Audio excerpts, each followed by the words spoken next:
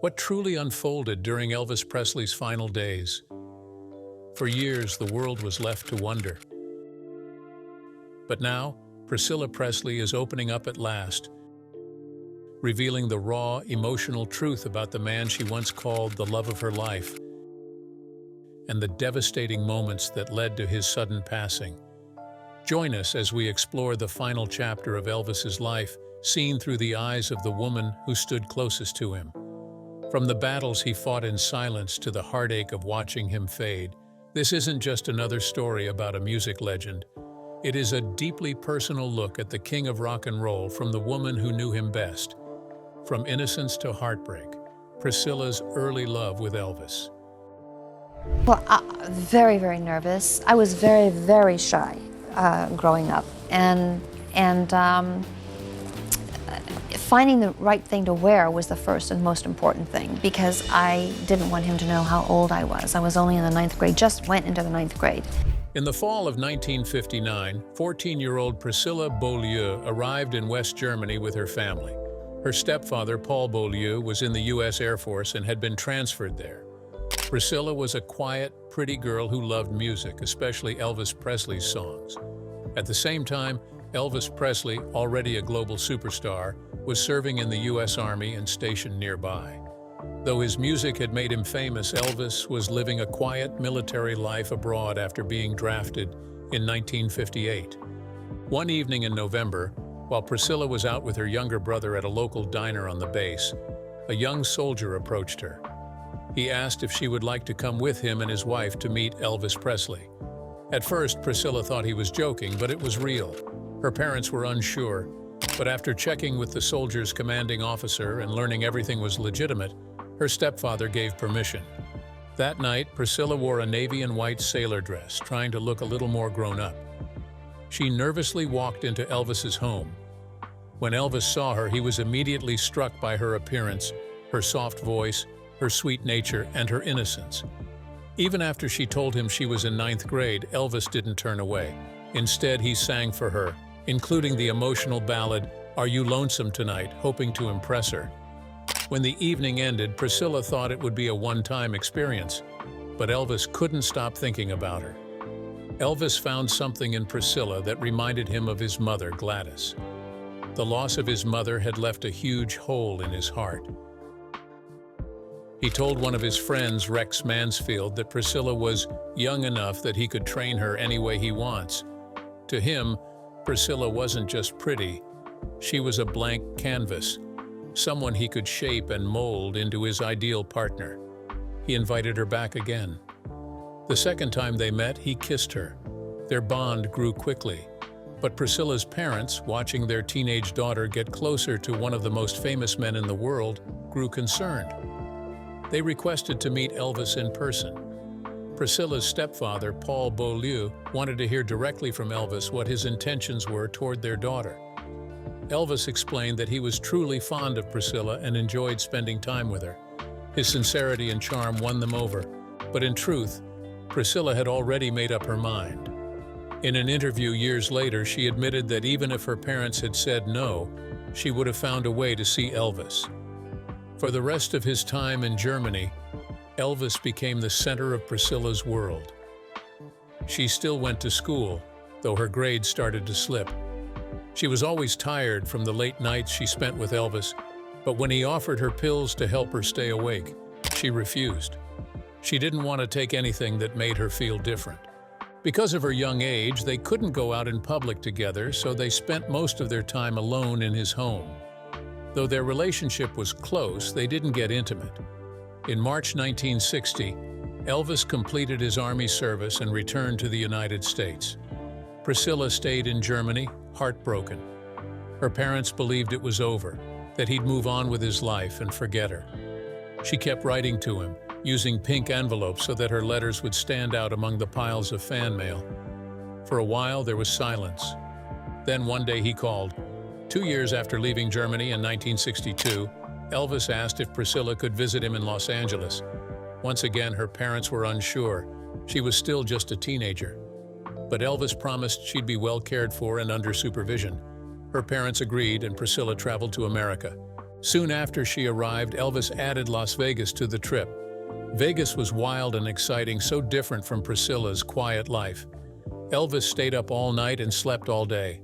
To keep up, Priscilla started taking sleeping pills and amphetamines just like he did. She also changed her look. Elvis picked out new clothes for her and took her to have her makeup done the way he liked.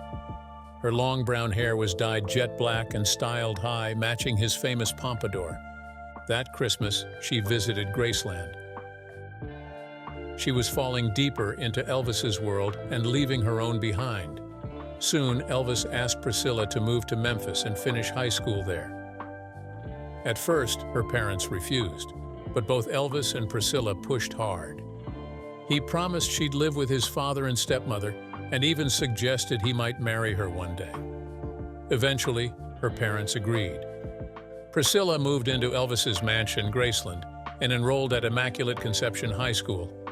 Although she officially lived with Vernon and Dee, she spent most of her time with Elvis. She took the pills he gave her so she could be alert at school and available for him at night. Her life now revolved completely around Elvis. Elvis kept shaping Priscilla to fit the image he had in mind. He arranged for her to get porcelain caps on her teeth, reminded her to sit with better posture, and picked out her outfits. He even wanted her clothing colors to match his. To him, Priscilla was like a living doll, someone he could dress up, guide, and transform into exactly what he wanted. Still, they didn't sleep together. Elvis said he valued her purity, but at the same time he had affairs with other women, actresses, singers, and close friends. Priscilla knew but stayed silent. She loved him and didn't want to lose him. She also began to see what it meant to be Elvis Presley's girlfriend in the public eye. People whispered and judged her. Once, while trying on clothes at a Beverly Hills store, she overheard someone say, "That's Elvis's girl. She's pregnant. They're getting married." She wasn't pregnant, but rumors followed her everywhere. By late 1966, under pressure from those around him, especially Colonel Tom Parker, Elvis proposed. On May 1, 1967, they married in a small, private ceremony in Las Vegas. He was 32. She was just a few weeks shy of 22. Their wedding night was the first time they had sex. Almost immediately, Priscilla became pregnant. Elvis wasn't thrilled. He worried about how fatherhood would affect his image. He even asked for a short separation while she was still pregnant. Their daughter, Lisa Marie Presley, was born on February 1, 1968. Priscilla hoped it would bring them closer, but something had changed. Elvis became distant. He told her to rest and recover, but Priscilla knew something deeper was going on. He had once said he couldn't be intimate with a woman who had given birth. Now she understood what that meant. He returned to his affairs. But Priscilla was no longer willing to wait quietly at home. She had a brief romance with the owner of a dance studio. Later, she began an affair with her karate instructor, Mike Stone. In 1972, she told Elvis she was leaving. He was heartbroken and furious. He even wanted to have Mike Stone harmed, but friends calmed him down. Their divorce was finalized on October 9, 1973. It wasn't ugly. They still cared for each other. They shared custody of Lisa Marie and often saw one another. In a 2016 interview, Priscilla said, "I didn't divorce him because I didn't love him. He was the love of my life, but I had to find out who I was." Even after the separation, their bond never truly ended. When Elvis died on August 16, 1977, Priscilla was crushed. She wrote in her memoir, Elvis and Me, "I wanted to die." Despite everything, the control, the heartbreak, the loneliness, she never stopped loving him. He had been her first love, her world, and her greatest heartbreak. Priscilla Beaulieu's journey with Elvis Presley began when she was just a teenager, swept away by a legend. What started as a fairy tale slowly became a complicated love story filled with passion, pain, and deep emotional struggle. She lived in his world, gave up her own dreams, and became the woman he wanted her to be. In return, she got love, fame, heartbreak, and a daughter they both adored. Even though their marriage ended and they eventually went their separate ways, the bond between Elvis and Priscilla never truly faded. Decades after his death, Priscilla still speaks of him with warmth and deep respect. Elvis left a lasting mark on her life, one that time could never erase. She is one of the very few who truly saw beyond the fame and the legend, someone who knew the real man behind the music. But what did Priscilla say about Elvis in his final days? Did she sense that something was wrong in his spirit or health before the world found out? How did Priscilla cope with watching someone she had loved so deeply spiral under the weight of fame, addiction, and isolation? And most of all, when she looked back, did she feel peace? Or did the heartbreak still linger? The final chapter, Priscilla Presley on Elvis's last days. After all the fame, the music, and the spotlight, the final years of Elvis Presley's life were filled with pain, loneliness, and a quiet kind of struggle that few really understood. But one person who saw it more clearly than most was his former wife, Priscilla Presley. Even after their divorce, Priscilla remained connected to Elvis emotionally and spiritually. And after his tragic death, she slowly began to speak about what really happened in those final days. Priscilla has always been honest about how hard it is to talk about Elvis's last years. The memories still bring pain. "It was absolutely devastating," she once said about the day she learned Elvis had died. "You don't ever get over that." She added that she still thinks about him every single day. To the outside world, Elvis was still the king of rock and roll. Fans saw him on stage in sparkling jumpsuits with a powerful voice and charm that hadn't faded. But behind the curtain, he was a man battling his own body and mind. Elvis had suffered from severe insomnia for many years. He had trouble sleeping, sometimes staying awake for days. Priscilla later revealed that Elvis actually had a deep fear of sleep, a phobia that may have started in his childhood. He worried that if he fell asleep, he might not wake up. So to fight that fear, he turned to sleeping pills. But the pills brought problems of their own. To stay awake during the day, he needed more pills, uppers. Then, to sleep again at night, he needed more downers. This cycle became a dangerous loop. And it all began, Priscilla said, during his time in the U.S. Army. While serving in the Army in Germany during the late 50s, Elvis began taking pills, a habit that would stay with him for the rest of his life. At the time, it was common for soldiers to be given medication to help them stay awake during long nights of training or guard duty. Priscilla later explained, "They used to hand out pills to the soldiers over there, and Elvis had late-night maneuvers. That's how it all began." This marked the start of a dangerous cycle. As Priscilla described, if you take something to sleep, you need something else to wake up. Elvis found himself trapped in that cycle. He was entering a dark and unfamiliar place, trying to handle it all on his own. Many people have asked over the years, why didn't anyone stop him? Why didn't someone help him? Priscilla has answered this many times, and the truth is more painful than most realize. At the premiere of the HBO documentary Elvis Presley: The Searcher, Priscilla addressed the idea that no one tried to help Elvis. She made it clear. "That's not true," she said. "People close to him did try. But Elvis was not someone you could easily tell what to do. You didn't tell Elvis Presley what to do, you just didn't. Anyone who tried to take charge or step in risked being shut out. You'd be gone quicker than a scratched cat," Priscilla explained. Elvis was stubborn and strong-willed. He believed he was in control and knew what was best for himself even when, sadly, that wasn't the case anymore. Priscilla admitted it was deeply painful to watch Elvis turn away from the people who cared about him and wanted to help. But she also understood that the constant pressure, overwhelming fame, and demanding lifestyle had worn him down in ways most people could never truly grasp. Even with all of these struggles, Elvis never gave up on music. In his final months, he recorded several songs in the jungle room at Graceland, his private and personal space. This is where the documentary Elvis Presley: The Searcher spends time, a film that Priscilla helped create. It doesn't just show the bad or the sad, it also shows the beauty and truth of Elvis's music, even in his final days. Even a seasoned director like Tom Zimney recognized a side of Elvis that many had missed. As he listened to recordings from the final years of Elvis's life, he realized there was still a man deeply connected to the music.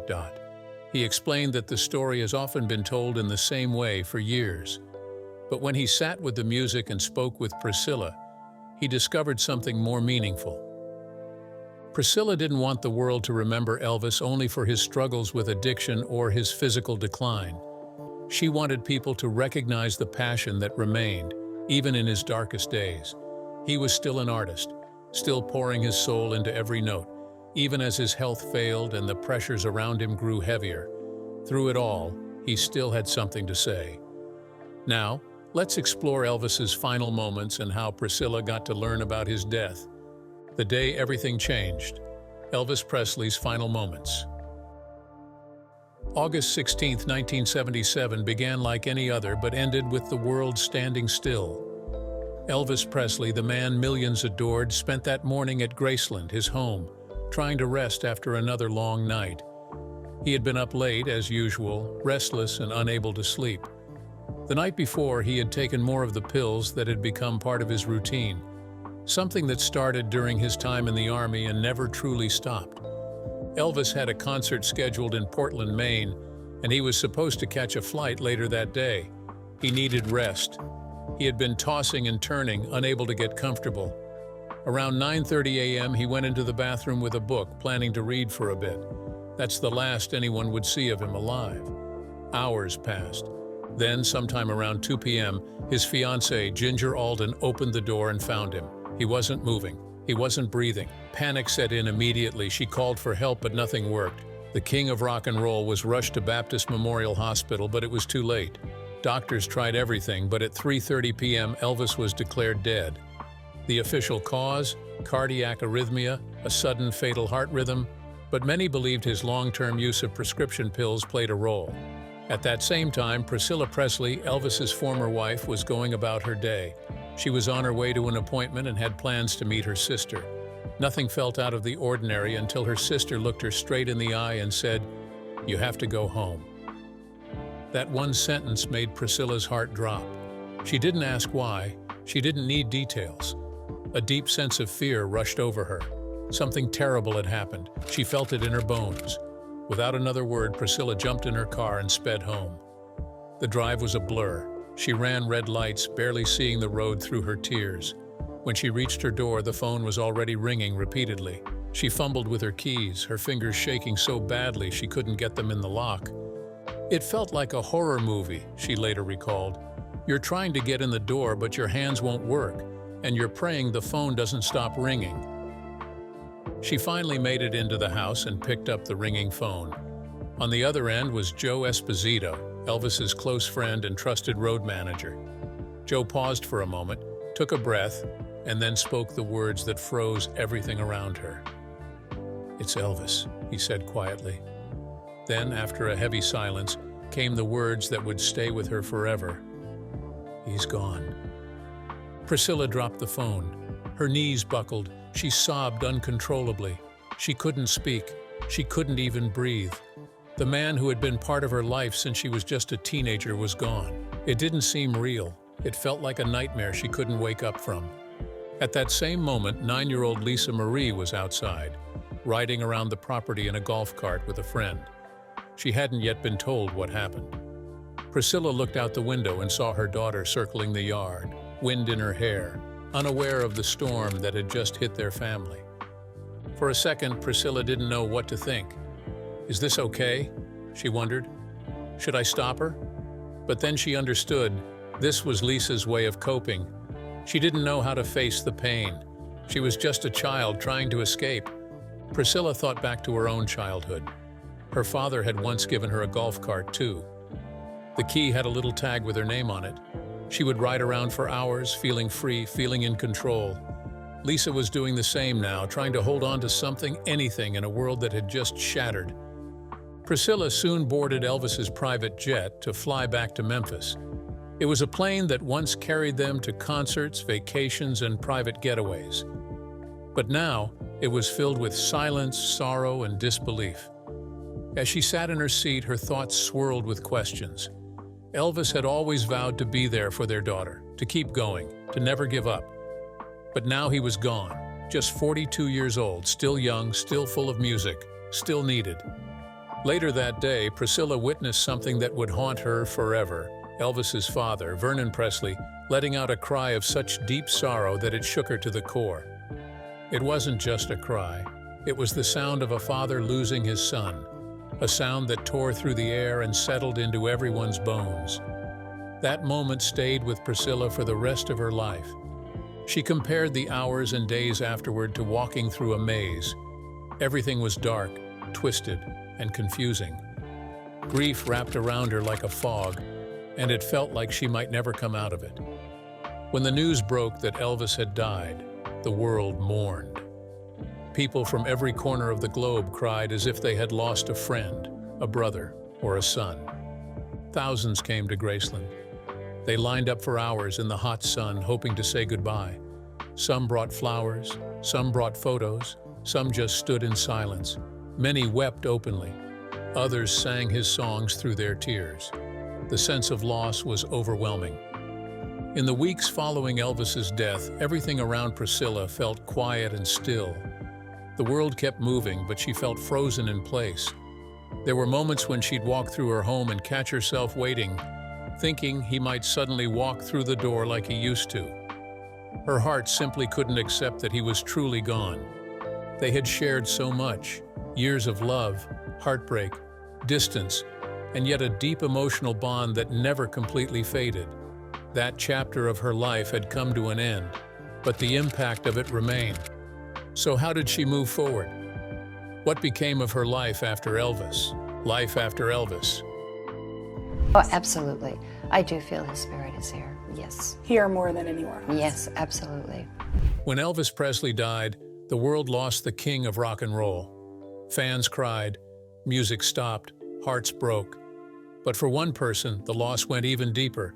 Priscilla Presley, the woman who had once been his wife, the mother of his only child, and the one who still held love for him in her heart. Even though they had divorced years earlier, Priscilla was devastated. She later wrote in her memoir, "I wanted to die." Elvis had been the great love of her life. Their story had been full of beauty, pain, and unforgettable memories. And now, he is gone. But Priscilla didn't fall apart. Instead, she stood strong for Elvis, for their daughter Lisa Marie, and for the future of his legacy. She could have walked away. She could have left Graceland, the giant Memphis mansion Elvis had adored, but she didn't. She stayed, she fought, and she built something powerful from the heartbreak. When Elvis passed away, his estate was in trouble. Though he had earned millions during his life, most of it was gone. Taxes were high. Spending had been out of control. Graceland itself was becoming too expensive to keep running. Lisa Marie, their daughter, was just 9 years old. As her legal guardian, Priscilla was named executor of Elvis's estate. That meant she was in charge of keeping everything together, his money, his home, and his name. At first, she was scared. She didn't have experience in business, but she had something stronger, determination. Priscilla knew how much Elvis had loved Graceland, and she refused to let it fall apart. With the help of smart advisors, she made a bold decision. She opened Graceland to the public. In 1982, fans were allowed inside for the first time. People from all over the world came to see where Elvis lived, walked, and sang. They stood at his grave. They looked at his gold records and flashy jumpsuits, and they paid to keep his memory alive. In just a few years, Graceland went from nearly bankrupt to a huge success. It became one of the most visited private homes in America, second only to the White House. While handling the business side of Elvis's estate, Priscilla also began building a life of her own. She didn't want to be known just as Elvis's ex-wife. She wanted to prove that she had talent too, and she did. In the early 80s, Priscilla made her first step into acting. She co-hosted a show called Those Amazing Animals, where she got comfortable in front of the camera.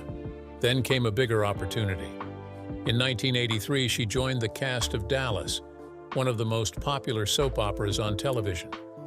She played Jenna Wade, a smart and fiery woman with a complicated past. Priscilla appeared in 143 episodes, winning over fans and critics alike. People who only knew her as Elvis's wife now saw her as a strong actress in her own right. More roles followed. She appeared in shows like The Fall Guy, Touched by an Angel, Melrose Place, and even joined the cast of Dancing with the Stars later in life. But perhaps her most famous film role came in the Naked Gun comedy movies. She played opposite Leslie Nielsen and showed the world that she had a natural gift for comedy. In 1985, Priscilla did something brave. She released her memoir, Elvis and Me. In it, she told the truth about their relationship, how it began, how it grew, and how it changed over time. She wrote about the tender moments, like Elvis singing to her late at night, and the harder moments, like his jealousy and controlling ways. She didn't paint a perfect picture, she painted a real one. The book became a bestseller. Fans around the world finally got to hear her side of the story in her own voice. Later, the book was even turned into a television movie. In recent years, her story inspired the film Priscilla, directed by Sofia Coppola, based on her book. Priscilla was deeply involved in the project, and it showed a softer, more personal view of her time with Elvis, especially how young and impressionable she was when they met. Though Priscilla had other relationships over the years, she never walked down the aisle again. Many people have wondered why.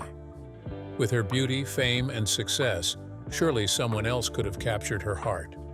Yet she chose not to remarry. And in 2022, during a public appearance, she finally shared the reason behind that decision. She said she never wanted to remarry because in her heart, Elvis was it, the love of her life, the one no one else could ever compare to. Even though they divorced, she never stopped loving him. She believed that even if Elvis were still alive, it would have hurt him deeply to see her with another man. It would have upset him, she said. She didn't want to cause him pain even after his death.